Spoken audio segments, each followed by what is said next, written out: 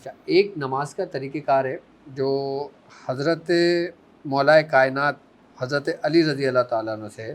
آپ فرماتے ہیں کہ جو شخص رمضان المبارک کی 27ویں شب میں 2 رکعت نماز نفل پڑھتا ہے، پہلی رکعت میں 1 مرتبہ سورہ قدر اور دوسری رکعت میں سورہ اخلاص 100 بار پڑھ لیتا ہے.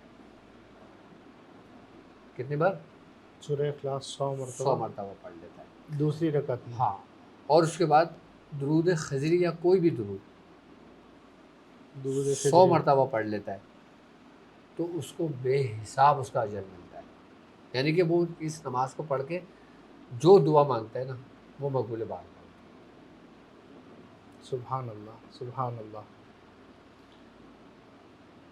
حضرت ابو ہریرہ رضی اللہ تعالیٰ عنہ سے بھی روایت ہے، یعنی کہ جو شب قدر میں ایمان اور اخلاص کے ساتھ رات کو عبادت کرے، اللہ تعالیٰ اس کے پرانے سابقہ سارے گناہوں کو بخش دیتا ہے.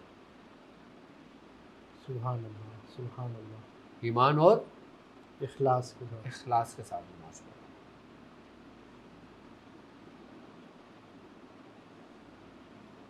اس کے سارے گناہوں کو معاف فرما دیتا. معاف فرما دیتا ہے.